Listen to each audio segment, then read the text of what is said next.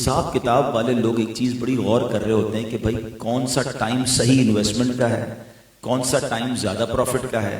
ان دنوں میں جناب یہ ہمیں ریلیف ملا ہوا ہے، ان دنوں میں یہ جناب اسکیم ہے، آفر ہے۔ ہم دنیا بھر میں دیکھ رہے ہوتے ہیں کہ آفرز لگائی جاتی ہیں، ڈسکاؤنٹس دیے جاتے ہیں۔ آپ کو پتہ ہے رمضان میں کیسی آفر لگی ہوئی ہے؟ اگر یہ سمجھ آ جائے نا، اللہ اکبر، یہ سیزن ہے اس وقت، مگر یہ سیزن نیکیاں کمانے کا ہے، یہ سیزن اللہ کو راضی کرنے کا ہے۔ میں اور آپ 11 مہینے عبادت کر کے وہ نیکیاں نہیں کما سکتے جو ہم ایک رمضان میں کر سکتے ہیں، اور یہی نبی پاک نے انڈرسٹینڈ کروانے کی کوشش کی۔ پیارے آقا علیہ الصلوۃ والسلام کی ایک حدیث ہے، آپ فرماتے ہیں اگر میری امت کو پتہ ہوتا رمضان کیا ہے، وہ تمنا کرتے کہ سارا سال ہی رمضان۔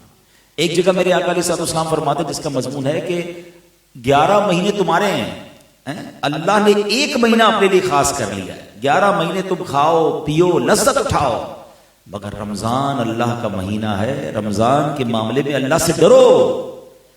What is the meaning of ڈرو؟ کیوں؟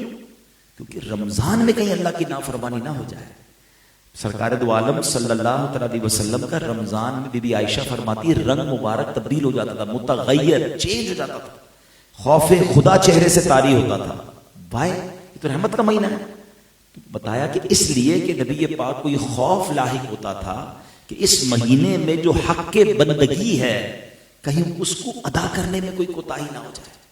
نبی پاک کمر بستہ ہو جاتے عبادت کے لیے، بستر پر کم آتے تھے، گڑ گڑا کر دعائیں مانگتے تھے، روز جبریل امین آتے تھے اور نبی پاک کے ساتھ قرآن کا دور فرماتے تھے، نبی پاک سخاوت فرماتے تھے۔ یہ 4-5 کام یاد کر لیں جو پیارے آقا نے رمضان کیسے گزارا، تو یہ 5 چیزیں ہمیں یاد ہونی چاہیے کہ نوافل کی کثرت تھی، دعاؤں کی کثرت تھی، سخاوت تھی، اور پیارے آقا علیہ السلام جو ہے ان دنوں میں خوب نوافل پڑھتے تھے، تلاوت قرآن کثرت سے کرتے تھے۔ یہ 4-5 کام ہم بھی اپنی شیڈول میں بنائیں نا۔